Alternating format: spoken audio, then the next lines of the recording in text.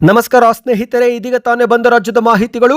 ಎಲ್ಲಾ ಗೃಹಲಕ್ಷ್ಮಿ ಯೋಜನೆ ಫಲಾನುಭವಿಗಳಿಗೆ ಸಿಹಿ ಸುದ್ದಿ ಕೊಟ್ಟ ಡಿಕೆ ಶಿವಕುಮಾರ್ ಅವರು ಪ್ರತಿ ಮಹಿಳೆಯರ ಬ್ಯಾಂಕ್ ಖಾತೆಗೆ ಇನ್ನು ಮುಂದೆ 2,000 ರೂಪಾಯಿ ಜಮೆ ಆಗುತ್ತೆ. ಏನಿದು ಮಾಹಿತಿ ನೋಡೋಣ. ಮತದಾರರ ಪಟ್ಟಿಯ ವಿಶೇಷ ಪರಿಷ್ಕರಣೆ, 43 ಲಕ್ಷ ಜನರಿಗೆ QR ಕೋಡ್ ಮೂಲಕ ನೋಟಿಸ್ ಜಾರಿಗೆ, 1 ಕೋಟಿಗೂ ಅಧಿಕ ಮತದಾರರ ಹೆಸರನ್ನ ಡಿಲೀಟ್ ಮಾಡಲು ಮುಂದಾದ ಚುನಾವಣಾ ಆಯೋಗ. ನಿಮ್ಮ ಹೆಸರು ಕೂಡ ಈ ಒಂದು ಪಟ್ಟಿಗೆ ಸೇರ್ಪಡೆಯಾಗಿದೆಯಾ? ಏನಿದು ಮಾಹಿತಿ ನೋಡೋಣ. ಮತ್ತೊಂದಡಿಯಲ್ಲಿ ವಿಧಾನಸಭೆಯಲ್ಲಿ ಲಾಸ್ಟ್ ಬೆಂಚ್ನಲ್ಲಿ ಆಸೀನರಾದ ಸಿಎಂ ಮತ್ತು ಮಾಜಿ ಸಿಎಂ ಅಪರೂಪದ ಸನ್ನಿವೇಶಕ್ಕೆ ಸಾಕ್ಷಿಯಾದ ಸದನ. ಸಿಎಂ ಡಿಕೆ ಶಿವಕುಮಾರ್ ಅವರ ಹೇಳಿಕೆ. ಇನ್ನು ಕೊನೆಯದಾಗಿ ಕಾವೇರಿ ನೀರು ಹಂಚಿಕೆ ವಿಚಾರ ಕುರಿತಂತೆ ಸಿಎಂ ಡಿಕೆ ಶಿವಕುಮಾರ್ ಅವರಿಂದ ಸ್ಪಷ್ಟನೆ. ಶೀಘ್ರವೇ ಕಾವೇರಿ ನೀರು ನಿರ್ವಹಣಾ ಪ್ರಾಧಿಕಾರಕ್ಕೆ ಮತ್ತೊಂದು ಮನವಿ ಸಲ್ಲಿಕೆ ಬಗ್ಗೆ ಮಾತನಾಡಿದ್ದಾರೆ. ಏನಿದು ಮನವಿ? ಎಲ್ಲ ಮಾಹಿತಿಗಳನ್ನು ಡೀಟೇಲ್ ಆಗಿ ನೋಡೋಣ. ಅದಕ್ಕೂ ಮೊದಲು ನೀವು ನಮ್ಮ ಚಾನಲ್ಗೆ ಮೊದಲ ಬಾರಿ ಭೇಟಿ ನೀಡುತ್ತಿದ್ರೆ ದಯವಿಟ್ಟು ಸಬ್ಸ್ಕ್ರೈಬ್ ಆಗಿ, ಪಕ್ಕದಲ್ಲಿ ಕಾಣಿಸುವ ಗಂಟೆ ಕೂಡ ಒತ್ತಿದ್ರೆ ಕರ್ನಾಟಕದ ಮಾಹಿತಿಗಳು ನಿಮಗೆ ಸಿಗುತ್ತವೆ. ವಿಡಿಯೋಗೆ ಲೈಕ್ ಮಾಡಿ ಮತ್ತು ವಿಡಿಯೋ ಕೊನೆವರೆಗೂ ನೋಡಿ. ಬನ್ನಿ ಸ್ನೇಹಿತರೆ, ಎಲ್ಲ ಮಾಹಿತಿಗಳನ್ನು ಡೀಟೇಲ್ ಆಗಿ ನೋಡೋಣ. ರಾಜ್ಯ ಸರ್ಕಾರದಿಂದ ಎಲ್ಲಾ ಗೃಹಲಕ್ಷ್ಮಿ ಯೋಜನೆ ಫಲಾನುಭವಿಗಳಿಗೆ ಸಿಹಿ ಸುದ್ದಿ. ಯಾಕಂದ್ರೆ ರಾಜ್ಯ ಸರ್ಕಾರದ ಗೃಹಲಕ್ಷ್ಮಿ ಯೋಜನೆ ಫಲಾನುಭವಿಗಳು ಮತ್ತೊಮ್ಮೆ ಅರ್ಜಿಯನ್ನು ಸಲ್ಲಿಕೆ ಮಾಡಬೇಕಾಗಿದೆ. ಹೌದು, ಇದರಿಂದ ಸಿಹಿ ಸುದ್ದಿ ಏನಂದ್ರೆ ಯಾರಿಗೆಲ್ಲ ಹಣ ಜಮಾ ಆಗುತ್ತಿಲ್ಲವೋ ಅಂತವರಿಗೆ ಮತ್ತೊಮ್ಮೆ ಹಣ ಜಮಾ ಆಗಲಿದೆ.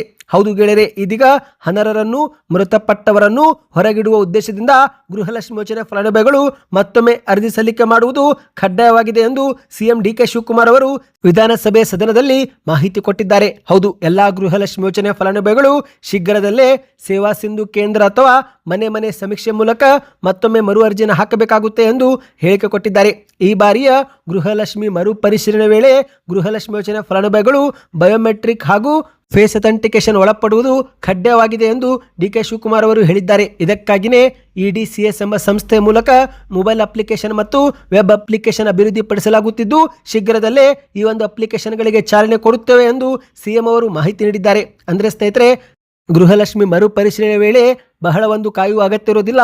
ಕ್ಷಣ ಮಾತ್ರದಲ್ಲಿ ಮತ್ತು ಅತಿ ಸುಲಭವಾಗಿ ಅಪ್ಲಿಕೇಶನ್ ಮೂಲಕ ಮರು ಅರ್ಜಿಯನ್ನು ಹಾಕಬಹುದಾಗಿದೆ. ಇದೆರಡುವೆ ಗೃಹಲಕ್ಷ್ಮಿ ಯೋಜನೆಯ ಅಂಕಿಅಂಶ ಬಗ್ಗೆ ಮಾತನಾಡಿದಂಥ ಡಿಕೆ ಶಿವಕುಮಾರ್ ಅವರು ಗೃಹಲಕ್ಷ್ಮಿ ಯೋಜನೆ ಜಾರಿಗೆ ಮಾಡಿದಾಗಲಿಂದ ಇದುವರೆಗೆ 76,951 ಕೋಟಿ ರೂಪಾಯಿ ಹಣವನ್ನು ಮಹಿಳೆಯರ ಬ್ಯಾಂಕ್ ಖಾತೆಗೆ ಪಾವತಿ ಮಾಡಲಾಗಿದೆ.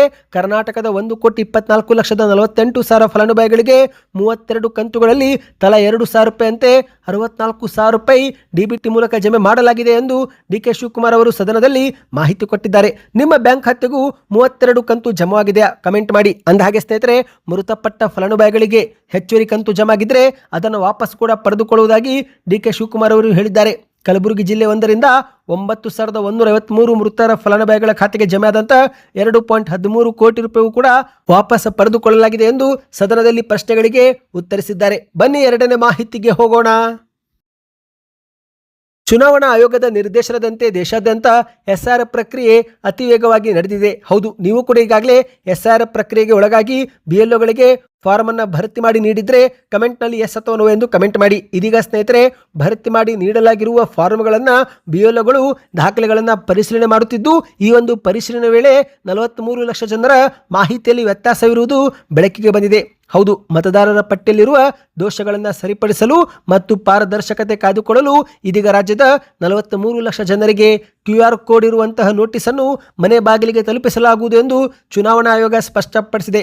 ಈ ಒಂದು ನೋಟಿಸ್ ಪಡೆದವರು ಮತ್ತೊಮ್ಮೆ ಸೂಕ್ತ ದಾಖಲೆಗಳನ್ನು ಆನ್ಲೈನ್ ಮೂಲಕ ಅಪ್ಲೋಡ್ ಮಾಡುವುದು ಅನಿವಾರ್ಯವಾಗಿದೆ.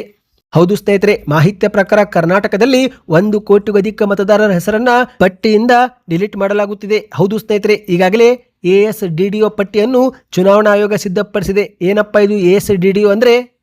ಆಬ್ಸೆಂಟ್, ಶಿಫ್ಟೆಡ್, ಡುಪ್ಲಿಕೇಟ್, ಡೆಡ್ ಮತ್ತು ಅದರ್ಸ್ ಇಂತಹ ಒಂದು ಪಟ್ಟಿಯನ್ನು ಚುನಾವಣಾ ಆಯೋಗ ಸಿದ್ಧಪಡಿಸಿದೆ. ನಿಮ್ಮ ಹೆಸರು ಕೂಡ ಒಂದೊಮ್ಮೆ ASDDO ಪಟ್ಟಿಯೊಳಗೆ ಇದ್ರೆ ಕೂಡಲೇ ನೀವು BLOಗಳಿಗೆ ಭೇಟಿ ಮಾಡಿ ಫಾರ್ಮ್ 6 ಅನ್ನು ತುಂಬಿ ಮತ್ತೆ ಸಲ್ಲಿಕೆ ಮಾಡಬೇಕು. ಅಗತ್ಯ ದಾಖಲೆಗಳೊಂದಿಗೆ ಸಲ್ಲಿಕೆ ಮಾಡಿದರೆ ಮತ್ತೆ ನಿಮ್ಮ ಹೆಸರನ್ನು ಮತದಾರರ ಪಟ್ಟಿಗೆ ಸೇರ್ಪಡಿಸಲಾಗುತ್ತೆ. ಅಂದಹಾಗೆ ಸ್ನೇಹಿತರೆ, ಇದೀಗ BLOಗಳ ವಿವರ ಪರಿಶೀಲನೆ ವೇಳೆ ಮತ್ತೆ 43 ಲಕ್ಷ ಮತದಾರರು ಮತ್ತೊಮ್ಮೆ ಅಗತ್ಯ ದಾಖಲೆಗಳನ್ನು ಸಲ್ಲಿಕೆ ಮಾಡಬೇಕಾಗಿದೆ. ಹೌದು, SIR ಪರಿಶೀಲನೆ ವೇಳೆ 23 ಲಕ್ಷ ಮತದಾರರ ವಿವರಗಳು 2ರ ಮತದಾರರ ಪಟ್ಟಿಯೊಂದಿಗೆ ಮ್ಯಾಪಿಂಗ್ ಆಗುತ್ತಿಲ್ಲ.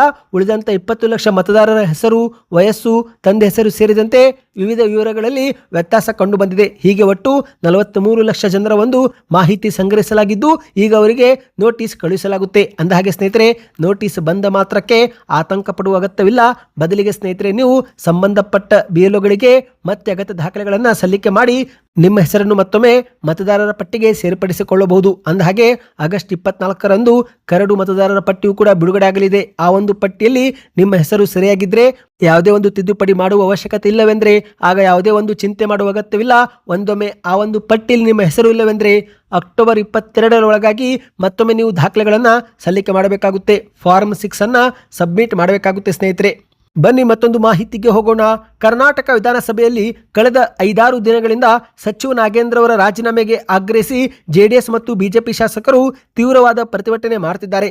ಇವತ್ತು ಕೂಡ BJP ಮತ್ತು JDS ಶಾಸಕರು ಒಗ್ಗಟ್ಟಾಗಿ ಕಪ್ಪು ಟೀ ಶರ್ಟ್ ಧರಿಸುವ ಮೂಲಕ ಬಿ ನಾಗೇಂದ್ರ ಅವರ ರಾಜೀನಾಮೆಗೆ ಆಗ್ರಹಿಸಿ ದೊಡ್ಡ ಮಟ್ಟದಲ್ಲೇ ಪ್ರತಿಭಟನೆ ಮತ್ತು ಪಾದಯಾತ್ರೆ ಮಾಡಿದ್ದಾರೆ. ಆದರೆ ಸ್ನೇಹಿತರೆ, ಈ ಒಂದು ಗದ್ದಲದ ನಡುವೆಯೂ ಕೂಡ ವಿಧಾನಸಭೆಯಲ್ಲಿ ಇಂದು ಅಪರೂಪದ ಘಟನೆಗೆ ಸಾಕ್ಷಿಯಾಗಿದೆ.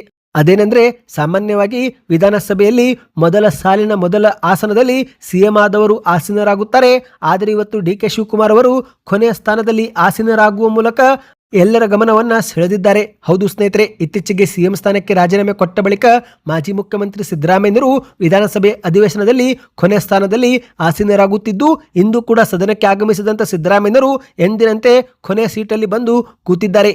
ಇದನ್ನು ನೋಡುತ್ತಿದ್ದಂತೆ ಮುಖ್ಯಮಂತ್ರಿ DK ಶಿವಕುಮಾರ್ ಅವರು ತಮ್ಮ ಸ್ಥಾನವನ್ನ ಬಿಟ್ಟು ಸಿದ್ದರಾಮಯ್ಯರು ಆಸೀನರಾಗಿದ್ದಂತ ಬಳಿ ಇರುವ ಪಕ್ಕದ ಸೀಟಲ್ಲಿ ಕುಳಿತು ಎಲ್ಲರ ಗಮನವನ್ನ ಸೆಳೆದಿದ್ದಾರೆ. ಅಷ್ಟು ಮಾತ್ರವಲ್ಲ, ಪಕ್ಕದಲ್ಲೇ ಕುಳಿತು ರಾಜಕೀಯ ವಿದ್ಯಮಾನಗಳ ಕುರಿತು ಮಹತ್ವದ ಚರ್ಚೆಯೂ ಕೂಡ ಮಾಡಿದ್ದಾರೆ. ಅಂದಹಾಗೆ ಈ ಒಂದು ಸನ್ನಿವೇಶವು ಸದನದಲ್ಲಿದ್ದ ಪ್ರತಿಯೊಬ್ಬರ ಗಮನವನ್ನ ಇಂದು ಸೆಳೆದು ನಮ್ಮಲ್ಲಿ ಒಗ್ಗಟ್ಟಿದೆ, ಯಾವುದೇ ಕಾರಣಕ್ಕೂ ನಾವು ಮುನಿಸಿಕೊಂಡಿಲ್ಲ ಎನ್ನುವ ಸಂದೇಶವನ್ನ ರವಾನಿಸಿದ್ದಾರೆ.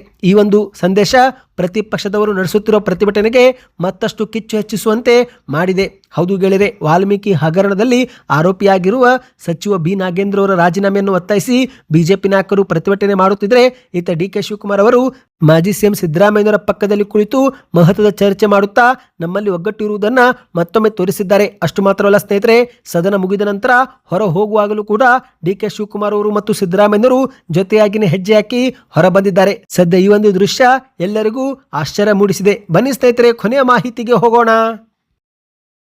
ಒಂದು ಕಡೆಯಲ್ಲಿ ಕರ್ನಾಟಕದಲ್ಲಿ ಮಳೆಯ ಕೊರತೆ ಜೊತೆಗೆ ಜಲಾಶಯಗಳ ಒಳಹರಿವು 50% ಕುಸಿದಿದ್ದು, ಆದರೂ ಕೂಡ ತಮಿಳುನಾಡಿಗೆ ಪ್ರತಿದಿನ 12,000 ಕ್ಯೂಸೆಕ್ ಕಾವೇರಿ ನೀರು ಬಿಡಬೇಕು ಎಂದಿರುವ ಕಾವೇರಿ ನೀರು ನಿರ್ವಹಣಾ ಪ್ರಾಧಿಕಾರದ ಆದೇಶಕ್ಕೆ ರಾಜ್ಯ ಸರ್ಕಾರ ಈಗ ತೀವ್ರವಾದ ವಿರೋಧ ವ್ಯಕ್ತಪಡಿಸಿದೆ. ಹೌದು ಸ್ನೇಹಿತರೆ, ಇದೀಗ ಮುಖ್ಯಮಂತ್ರಿ DK ಶಿವಕುಮಾರ್ ಅವರು 12,000 ಕ್ಯೂಸೆಕ್ ನೀರು ಬದಲು 6,000 ಕ್ಯೂಸೆಕ್ ನೀರು ಬಿಡಲು ಅವಕಾಶ ನೀಡುವಂತೆ ನಾವು ಮನವಿ ಸಲ್ಲಿಕೆ ಮಾಡುವುದಾಗಿ ಹೇಳಿಕೆ ಕೊಟ್ಟಿದ್ದಾರೆ. ಕರ್ನಾಟಕದಲ್ಲಿ ಮುಂಗಾರು ದುರ್ಬಲವಾಗಿದ್ದು ಜಲಾಶಯಗಳ ಒಳಹರಿವು 47% ಕೊರತೆಯಾಗಿದೆ.